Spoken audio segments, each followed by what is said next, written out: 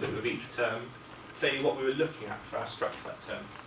So I'm going to focus on Spring 2, because in Spring 2 we taught for the last time our Victorians topic. It was a really long-standing topic. I'd inherited the year group this year from someone else. I had somebody else's plans and somebody else's pieces of work that went with it. So they did read the children's version of Oliver Twist. They wrote a letter to apply for a job in a Victorian manor house. I think they wrote a newspaper article about something. I can't remember, there were 3 or 4 bits of writing, and I was thinking there's no cohesion with these. So we moved to a model of saying, okay, each half term, we're going to focus on a set of skills that link to this broad topic. So for this half term, it was, how do you influence your reader? That was something that we could really easily share with parents. My curriculum newsletter became a page on English and a page on maths of these are the skills we focus on. We're looking at influencing the reader, so we're really going to be looking at the vocabulary we use, we're going to be looking at kind of persuasive devices, and these are the contexts we're going to do it in. So rather than starting with the topic, then coming up with some genres that sort of fit it, and then deciding what to teach, we went from that thing, and I'm going to say we started with the topic and went, which genres and things would we have done before, and how can we build these together? So this is the model we use. It's a fairly standard approach. We started off by picking a random piece of persuasive writing as the starting point. It's basically based on an old Key Stage 2 test. Some piece of persuasive writing to persuade somebody how they would spend money in school, so to win a prize. It gave us a starting point so we could see what they really needed to know about these genres. Nothing particularly innovative about that. There you can see is my curriculum newsletter for parents. So this is our cross-curricular theme. We're still looking at Victorian, so it's still our topic overall. But you can see that these are the key things we're focusing on this half term. It meant that with children I could come back to every day, okay, what are the things that help you to influence a reader? We need to be thinking about the language we're using, the sentence types we're using, the vocabulary we're using, and how we do that. And that ran for 6 weeks. If you're in the sort of school where you have to change your displays every time you change your topics, A, move. B, it's a lot easier if it's just there for 6 weeks. It's so much easier. You can have an English display up for 6 weeks. It's got the common trends you're coming back to. And that revisiting, instead of saying we're going to do it every 6 months and expect them to remember, that's a serious block of work, like we found with maths, started to have some cohesion. So we wrote 5 main things over that period. And you can see where we're looking at the broad idea of influencing the reader. We want to change the reader's mind when you do that. So they had to write an essay on what they thought was the greatest Victorian invention. So it was a persuasive piece, but it was quite formal. They had to think about the concept of that. But they were looking at how do you make it sound the best? How do you use your vocabulary to do that? What sentence structures can you use? We use the Alan Peake model. So we can start to look at, some people say this, whereas others say that. But I'm going to argue that. They had to apply for a job because we go and visit a Victorian manor house where they go around and pretend to be a Victorian maid. So they wrote their application letter, how are you going to persuade somebody that you're the best for the job? Let's think back to the sort of vocabulary you used to say you were the best invention in the world. Is it going to be the same words? What do we mean by them? Positive vocabulary, how can we use that? An advert for ice cream, because we looked at some Victorian poster adverts and they made a radio advert. Same thing. How are you going to use this positive vocabulary? We used some rhetorical questions in this essay. Could you use those in this? So we kept coming back to those things over a sustained period, so that by the time they came to the end of that half term and they had to write the same article about money for your school, they'd gone from writing these 2 paragraphs of, I think we should spend it on lunchtimes because I hate our canteen, to really detailed persuasive pieces where they'd thought about the vocabulary and the structures you need for those things. Instead of a week on newspapers that they've got to remember 6 months later, they had 6 weeks of work to build on how do you change the reader's mind. Just focus on that broader picture, but really focusing in detail on what we did for that. I'm going to have to go really quick now. The last thing I'm going to talk about, so let me go back to it. That freedom from the new curriculum isn't massively new. We couldn't have done it with literacy hour, but actually you can organise your curriculum how you want. I think that's really important. Last thing, I'm going to talk a little bit about assessment. It's all still a bit up in the air. I was speaking last month at a conference where the Deputy Director for Assessment from the DFE was there speaking before me, which is great because it made me look great, who still wasn't that clear about where things were going with that, and they're still very unclear about, it's entirely for schools to decide as long as you've done it like this. I think historically we've had a problem of assessment starting here. It's about what leaders and Ofsted need, so we make up the figures to do that, and then we have to find some way of making those figures. And it needs to be the other way around. I have written at length about how assessment is not the same as tracking. If you're a head teacher, I know tracking is really important and you've got to do that stuff and that's where you're judging everything. But if you're a classroom teacher, tracking is frankly pointless. Because it doesn't matter whether they're a 4B or a 4A, what you need to know is what is it they can and can't do. And that's what's lacking when we do those optional tests. Somebody else had to do this, the ones and zeros. My maths results were horrendous one term, and I couldn't work out why. So I sat with my test papers going through, because you couldn't tell just from the test, marking helps. Going through, right, they got this, didn't get that, to find out what it was they could and couldn't do. That's not a helpful way of doing it. It took me hours, and I ended up largely knowing, well, they can't do the things we haven't covered yet, which makes sense.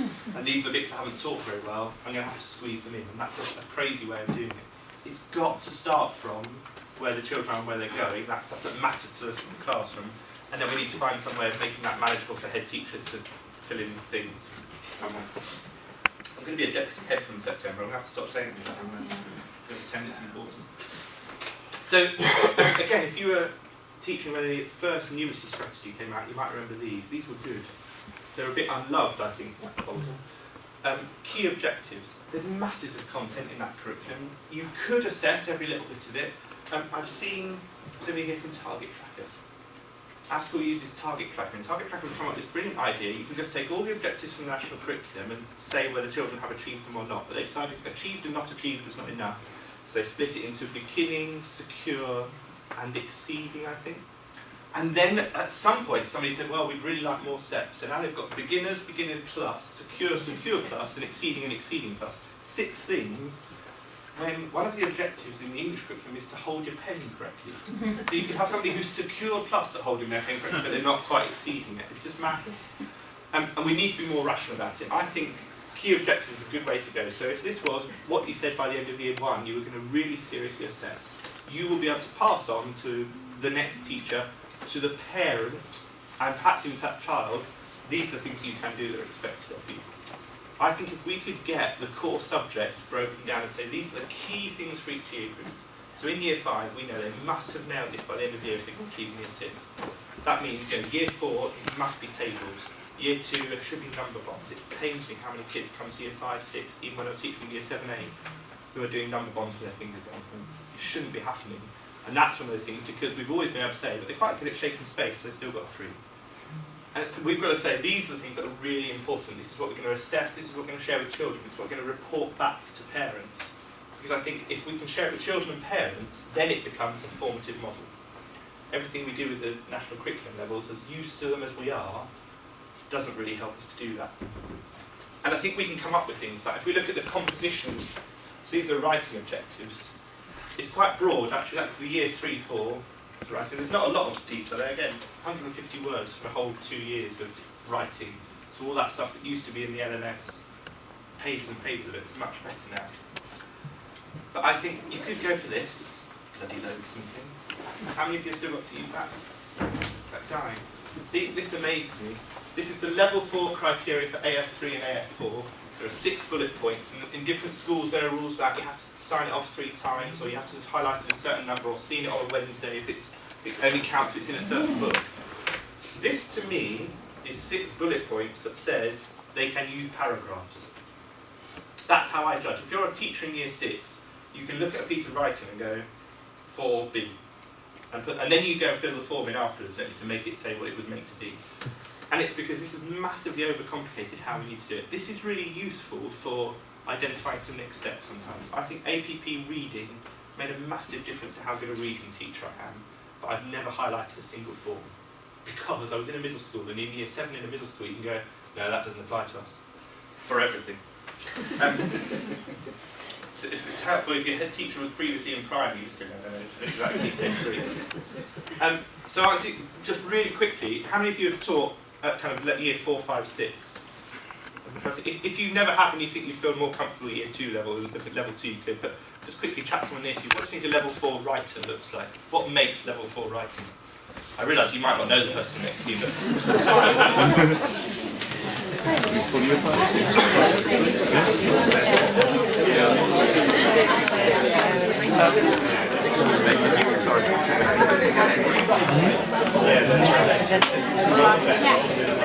Only way Okay.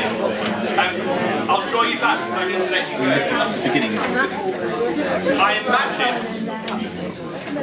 I imagine those of you who are very experienced have went through the same thing straight away, and even if you're not, you probably start to think about something like this. Probably most of the things you said are on that list of 5 bullet points. Now, if I can summarise level 4 in 5 bullet points, then why does it need that whole bloody grid to do it? I shouldn't be highlighting a long grid to tell me what I already know about a writer. Schools now have the freedom to take ownership of this. I think you need to be doing it in localities. You know, if your local authority is good at that sort of thing, great. If not, your family group or something like that, and say, what do we mean? Okay, what is a good Year 6 writer? How do we summarise this? And it isn't umpteen bullet points about some of the. I mean, there are guides now to explain the vocabulary in the APP sheet. That's not a helpful way to work. I had when I first came to my current school, I had to have a long conversation with people about actually the thing that says they occasionally use was something about comma splicing in level 3. And people saying, oh no, they can't have level 3 because they're not comma splicing. Okay, we need to talk about this grammar. So, as a school, as a locality, you need to be talking about, okay, what really matters here. Here's the curriculum we've got to teach. It's not as detailed as it was before.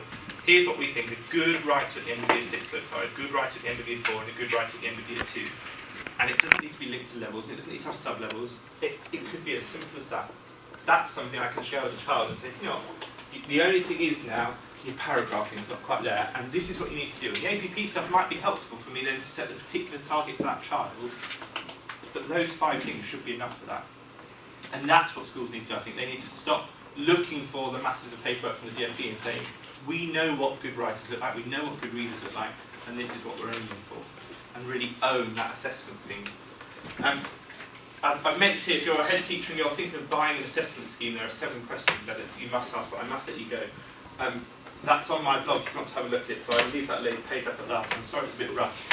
The good news is, it's not raining, so if you want to go to a different building, now's a good time to go. Thank you.